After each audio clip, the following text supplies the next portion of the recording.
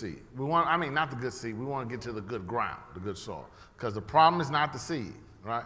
Because the disciples and this man experienced the same Jesus, right? But they have two different experiences, right? He ran, heard, and worshiped him. Now here's where it gets tricky. Then he cried with a loud voice and says, "What I have to do with thee, Jesus, thou Son of the Most High God? I adjure thee by God that thou torment me not." We're going to deal with a little theology. Who's talking here in verse number 7? It's the demons, right? It's not the man, it's the demons. And what do the demons know? They know Jesus' identity, right?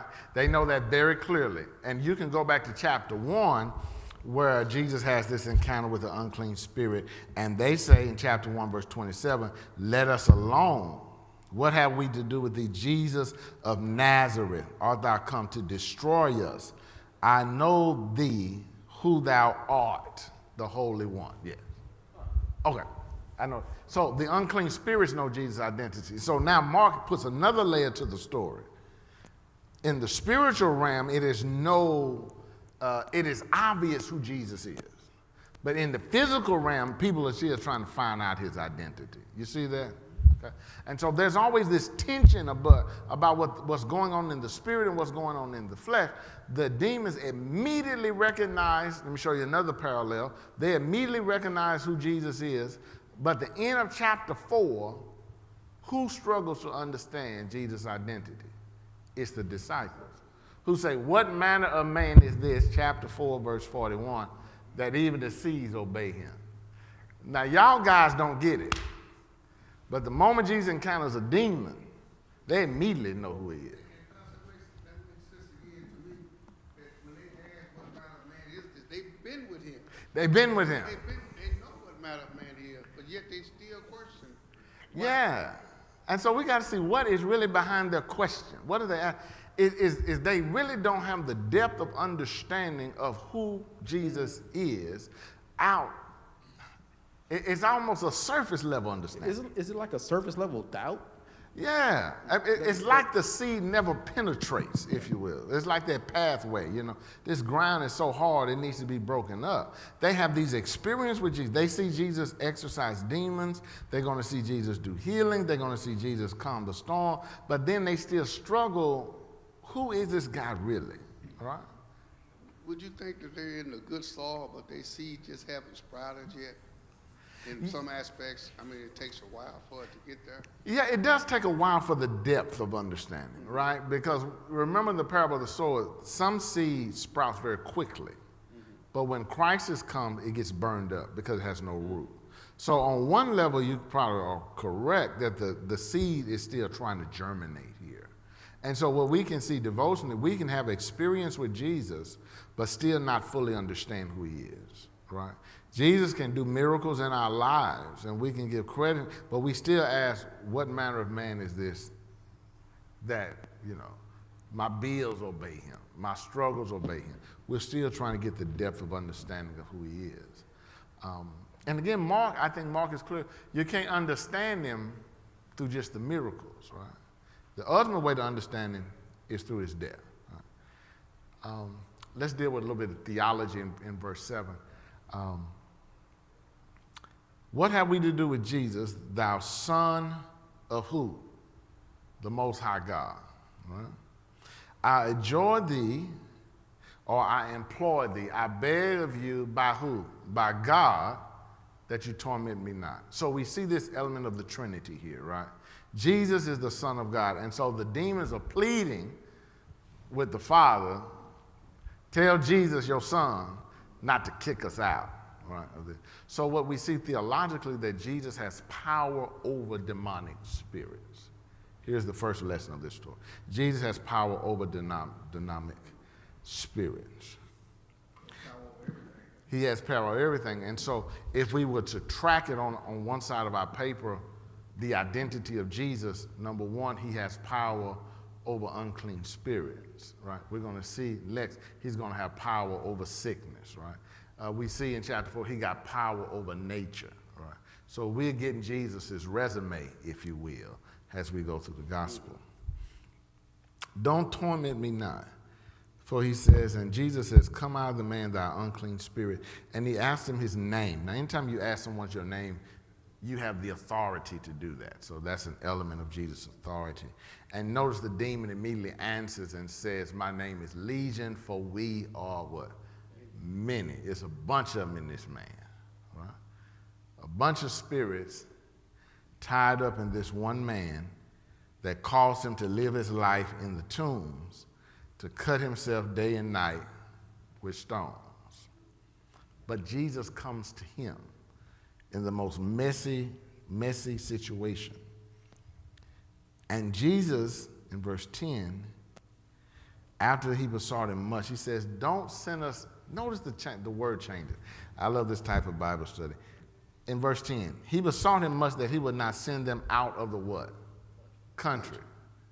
Why not don't send me out of the man? Why did Mark change it up? Why y'all think? I think it's because once Jesus come on the scene, there has to be a change. There has to be a change. Yeah, you can't stay. You can't stay the same. The demons must be removed. Mm-hmm. But they say, Jesus, I tell you what, we know we're going to have to get out of here. But don't just send us out of this country, this territory, if you will. See, that's the part that's perplexing me, is that he's not with the other people.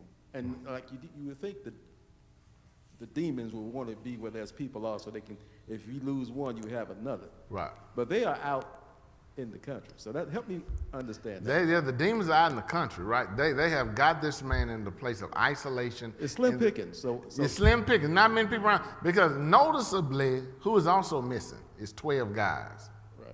You don't hear nothing about the disciples right here, right? It's just this man and Jesus. And the unclean spirits, 2,000 of them said, don't send us out of not the man, but the country. It almost appears that the demons here, the unclean spirit, had marked their territory. They are assigned to a particular territory. And so when they possessed the man in the city, they drove the man to their territory. And that's why the man couldn't leave. And I'm looking at it like it's a lot. Don't take me out of context. It's a lot of unbelievers in here, and the pickings, they might be slim. But I can always pick somebody off. I can always pick somebody else to the side. Yes, and so what we see this element that these demons are assigned to this particular country, and they ask Jesus, if you don't just take us out of this man, because if you take us out of this man, we can get somebody else. But Jesus is not going to allow demons to come out of one man and go to another, right? Jesus says, I want you to come out. And they knew exactly what he meant. It was not come out of the man, come out of the territory, right? So Jesus says, I'm not going to just take your possession. I'm going to take your dominion, right? Your rule, your control, right? And we, I believe in spirits. We know this because you can see that certain areas, certain communities, it seems like they have a spirit about them, right? And it seemed like you can have spirits of addictions, right? It's almost generational, right? It's just like, have you seen those in families? It's like every one of them struggle with the same thing, right? And it's just over and over and over again. I often see this sometimes in healthcare, and I'm like, what's going on where everybody dies of a heart attack before they're 40?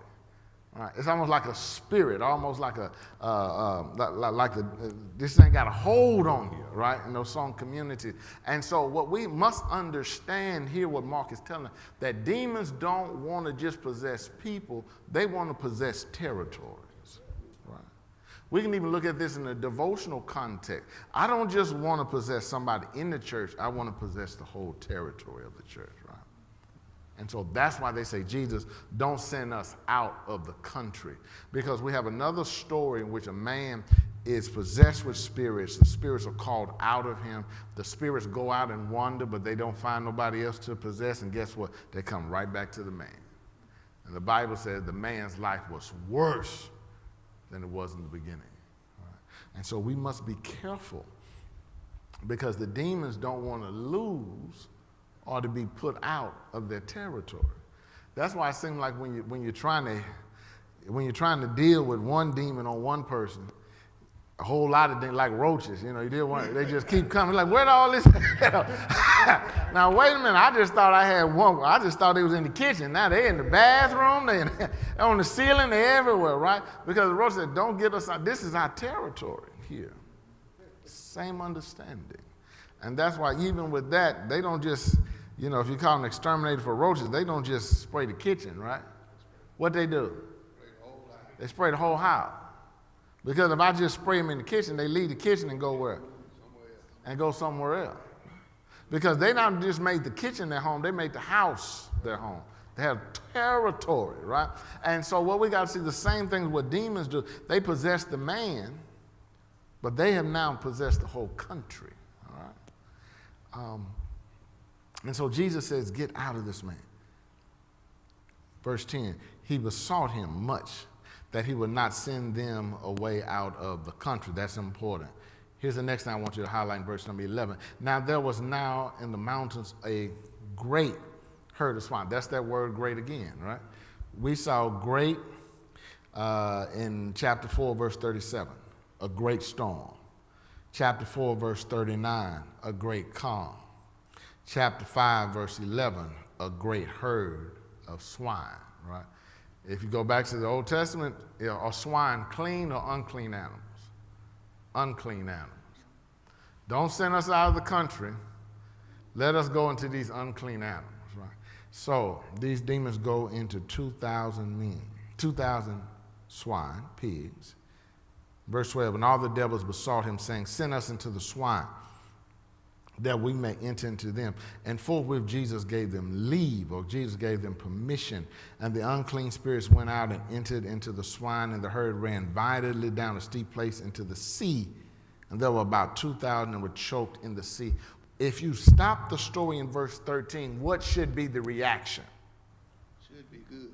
It should be a positive reaction. The man has come to faith. By one encounter with Jesus, his life is transformed, right? So we put this man over against the disciples, right? I want to be like the man. I don't want to be like the disciple. But then we got a new element who's another group of people, right? They come and they see the man who was possessed. The Bible said he was clothed in his right mind. That's where they got that from, I guess. He was clothed in his right mind. But notice how they respond.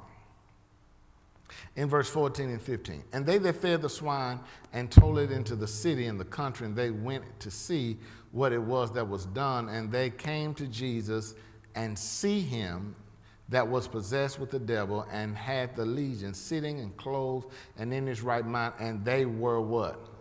Afraid. Who was the last people that were afraid that we read about? The disciples in chapter 4. You would think the disciples would be like the man. But the disciples are like the people because they have the same reaction to what Jesus has done. You see that? See how Mark is setting this up, right? He's setting this up like this. They were afraid. Now, here's my question. What are they afraid of? What are they afraid of? They were afraid of this man earlier. That's why they didn't mind him cutting himself in the tomb, as long as it don't come down my street, right? But what are they afraid of now? Yeah, I'm looking at it like this from my studies that we've had studied before. This was they feed the swine. This was their livelihood. Mm-hmm. So now you didn't took my livelihood and killed all these swine by putting the spirit into these swine. Mm-hmm. Now you didn't kill their livelihood. They have no livelihood now. So you need to go. Yeah. So we can talk about from an economic standpoint. Jesus, you done messed up our business. Yeah. All right. So they're afraid if Jesus does this to the swine, what else he may do? Right. What else? Well, that kind of flock they got that might be, right. possessed. Right. What he may be possessed. Do they care about the man? Apparently not. No, they don't. That's very clear. They care about the swine. Right. Devotion, we see this today. They don't care about the one who was in torment, right? They care about the economic impact of what happened. You see that? I mean, it's so many layers to this. We can really deal with it if you want to get with that. Yeah. Until it became personal, because it's one thing sitting there watching somebody go through it, but then when it affects you personally, then you take an interest, and that's what this was. was. Yeah, I mean, they didn't mind the man being crazy because it didn't bother them, especially since he was living in the cemetery, right? He just stay out there, he's fine. But now that my pigs have been killed, now there's a problem, right? Because you have messed up my livelihood, right? I care more about pigs than I do the man, right? Do we do that today? We do that today. We do that today. It's human nature. I'm just saying. Human nature. As long as you're not, put it like this, as long as you're not in my territory, you're not messing with my income like that, I could care less. Mm-hmm. I mean, you do that. You say, hey, leave him alone. You mind your business, I mind mine. Right. Ain't that what we say? Yeah, that's what we say. Mind the business that minds me. That's it. Yeah, just me and my folk God and no more. Don't worry about nobody else. What's going on, right?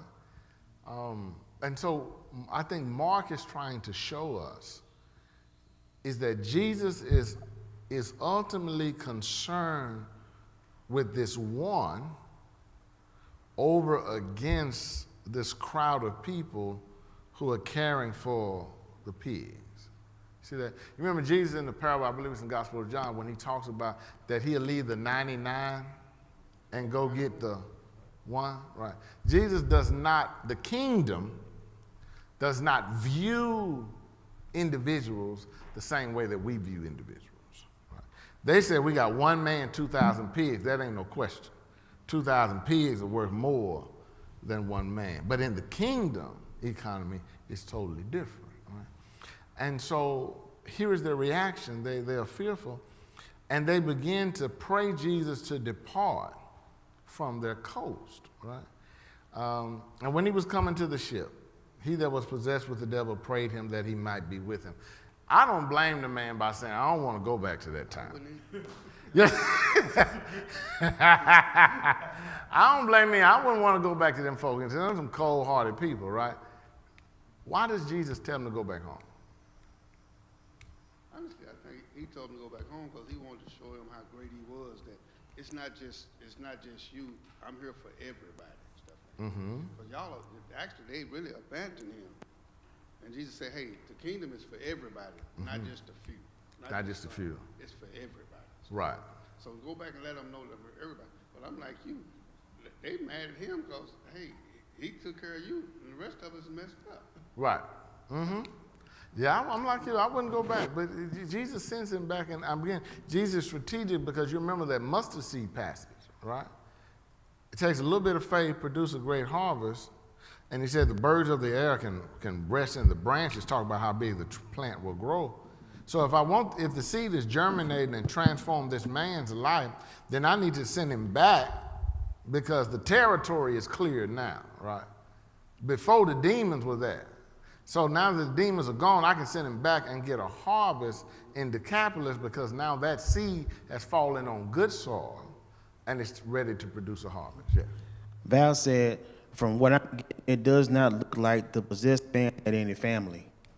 Yes, we don't know much about the family. In Mark's gospel, there is this theme, and I don't know what other people call it. I call it the unnamed people in Mark, right? These people, we know little about their background, but what we know about them is how they come to faith, right? The man with the unclean spirit is one, the man in the tombs. The next story is about, Jairus' daughter, but it's interrupted by the woman with the issue of blood. We don't know nothing about her name. We don't know nothing about her family, right? We see Jesus healing the blind man, right? We see Jesus healing the 10 lepers, right?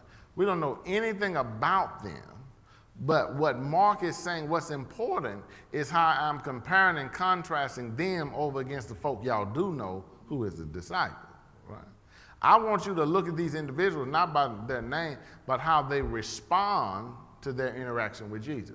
And so what Mark is really trying to tell us what's important is how you respond to the gospel, right? Because this man wants to go with Jesus. Well, other writers say follow Jesus in the way. What are you going to say? Oh, I'm just saying, God, he's not a respected person. I mean, your status doesn't necessarily going to get you anywhere. It's about, what he's doing for you in that moment. Mm-hmm. It's about what he's doing for you in that moment, yeah. And I think that's why this story is so pivotal, because this man is the one man that you expect the devil to take the gospel seed the moment it's sown, but it germinates. The disciples are still concerned about the cares of the world, and they're going to always do that even unto the end. You remember Peter said, I'm going back fishing. The heck with all this disciple stuff. I can't make no money being no disciple. Jesus gone, right? I know how to make money, so he goes back fishing. By way of introduction, let us go. Jesus said, go home and tell thy friends what good things the Lord has done. And he published it in the Decapolis in verse 20, and how great things. We see that word again. Great storm, great calm, great herd of swine, great things that the Lord has done, and great things Jesus has done for him. And all men did marvel. How do we produce a harvest?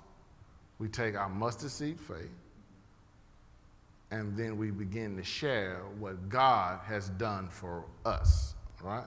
You remember, Jesus says, nobody lights a candle and put it under a bushel. Jesus just taught about that, so when he says, the man, now that I've set you on fire, you go back home. I ain't gonna hide you with me. I need you to go back into your own environment, and I want you to be the light that you should be, so that people not only glorify you, but what Jesus said, so that people may glorify God. What good things the Lord has done. I'll just say he got enough hard time dealing with these disciples that ain't believing. Yeah, Jesus said, I got my hard enough time with these disciples, you know. My.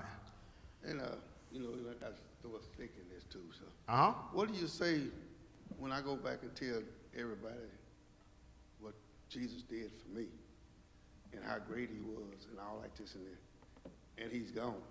Mm-hmm. Then they say, well, he did that for you. You telling us all this. I know how marveled you, but it was marveled that he did that for you. But when he's gone, what about me? How is he going to do this for me? So how does he explain that he can do this for you even though he done left? Yeah, Jesus physically is gone. Right. Yeah, because he sent him there, but he didn't went back. You know, he went about his business and stuff. So how do you explain to people about that part of it? You know, I never really thought about that. What is the relevance of the man's testimony when he goes back? Because Jesus is no longer physically there. Right. Right. I just think because I think God at the end gets the glory. I think that's part of the building the kingdom. It's like when people come to church and we provide a testimony, even though folks that sit here doing the sermon, but there's something extra special when somebody, you got a lived testimony and you can, you know, relate to it. I'm thinking that's hopefully that was the takeaway on that. Yeah, I think because what the disciples are going to have to struggle with is the same thing that the early church struggles with. The physical presence of Jesus, that ministry time is over. Right. Now, how do we transition from the physical presence to the spiritual presence and realize that the same power that we have with the physical presence is still available in the spiritual presence, right? Because Jesus even tells the church, greater things shall you do because I go away, right? And so when he sends this man back, he goes with the testimony of what Jesus done when he encountered Jesus. But now the message is now tempered or even sometimes bolstered. But now we got to have this spiritual presence. And I know we kind of fast forward because the Holy Spirit hadn't been promised, right? So I wouldn't say that the man theoretically had an easy time sharing that message. Sure, but what they saw was the transformation, because he's going back to the people who know what state he was in, right? And they know he has been transformed now. And the question is, who did that? And then they said Jesus. Right. But you remember, Mark says earlier, it only takes a mustard seed faith. You don't have to understand everything, but you can understand that it was Jesus who did it, right? No, I understand. I think just, again, amplifies the power of testimony. Yes. Now that you done prayed for it, and most oftentimes people pray and they get the result, whatever increase that God gives them, and they don't tell nobody. But there's nothing like being somebody's publicly praying for something, and you come back and you give your testimony. I mean, that's... Yeah, it's power. I mean, that's the power of the public aspect of our faith. Yeah. is that when we publicly confess what God has done, then it does inspire, the goal of the testimony is to inspire faith in others, right? By what God has done for you, right? And they say, well, because of what God has done for them, then I know God is real. I know he can, and if he can do it for them, he can do it for me. So it is that inspiration of faith, right? And that's why I think sometimes we struggle with when Jesus tells somebody, don't tell anybody what I'm doing, right? You're like, why wouldn't you want people to know, right? Because for a long time, people are caught up and follow Jesus for the miraculous. They just want the miracles, right? But Jesus says, I'm not just going to give you the miracles, because what we'll see a few chapters later is that when Jesus goes to his hometown, ain't much going to happen, right? I'll leave you with this. Go to chapter 6, and we'll come back to chapter 5 next week. Chapter 6. Beginning with verse 1. And he went out from thence and came to his own country. I want you to circle that word, own country. And his disciples followed him. And when the Sabbath day was come, he began to teach in the synagogue, and many hearing him were astonished, saying, from whence has this man these things? And what wisdom is this which is given unto him, that even such mighty works are wrought or done or performed by his hand? Is it not this the carpenter, the son of Mary, the brother of James and Joseph and Judah and Simon? And are not his sisters here with us? And they were offended at him. And here's the struggle part. And Jesus said unto him, a prophet is without honor but in his own country, and among his own kin, and among his own house. I want you to highlight chapter 6, verse 5. And he could there do no mighty works, say that he laid his hands upon a few sick and healed them, and he marveled because of their unbelief, and he went around about the villages teaching. If the ground is hard, remember going back to the parable, there's no miracles. Same Jesus that met the man in the tomb, the man get healed. Same Jesus that calmed the storm goes away. Same Jesus, woman touched him with the hem of his garment, she gets healed. Same Jesus goes to Jairus' house, raises his daughter from the dead. He goes back home, and nothing happens. Seed, same soil, but the soil is different. If the soil is hard, then when the seed is sown, the devil comes in, swoops it away. And Jesus cannot do many miracles there because of unbelief. All right. Make sense, y'all? Mm-hmm. It's still a struggle, though, I know. It makes sense a struggle, but like I said, I'm still throwing that stick in the fire, because like I said, he did such a great thing for this man, and he went back and told these people how great, and they saw how great God did for him.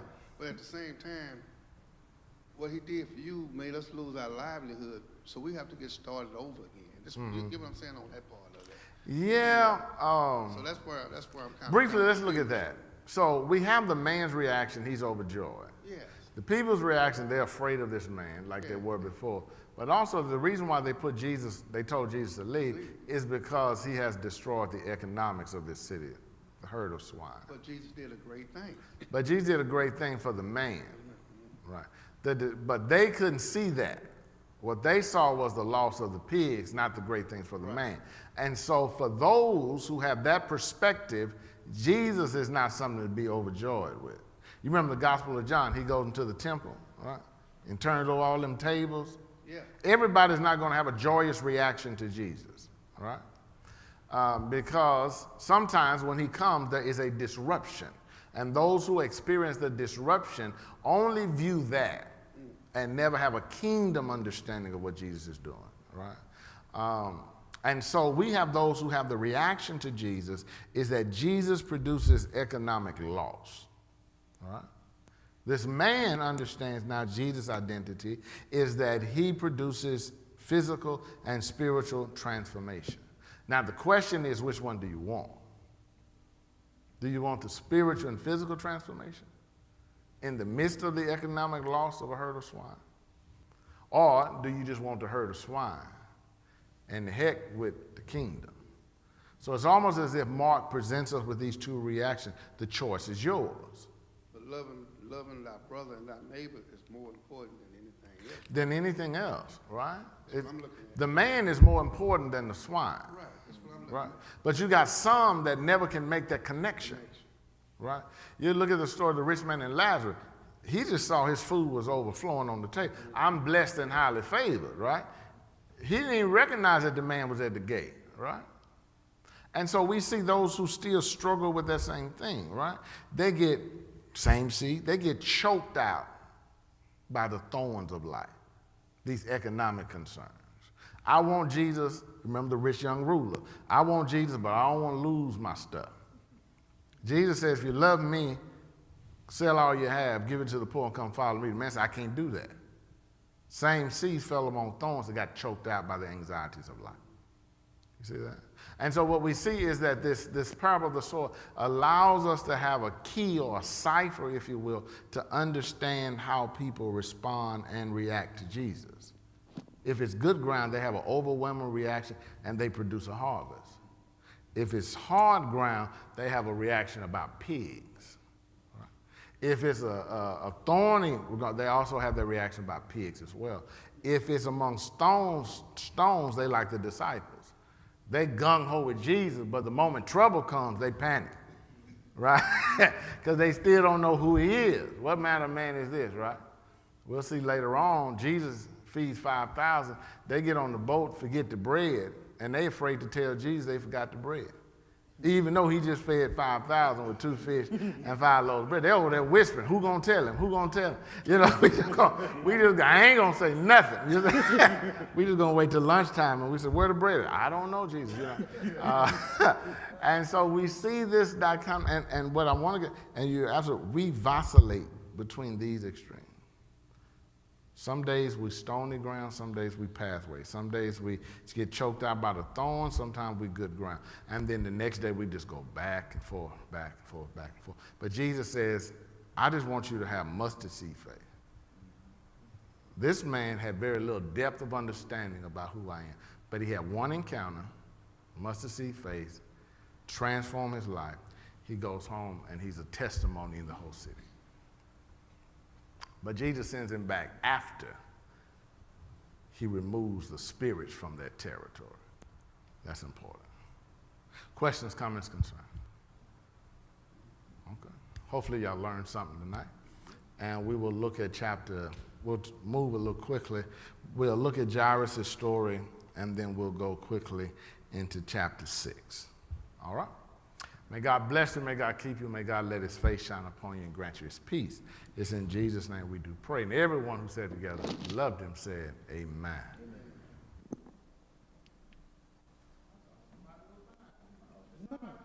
No.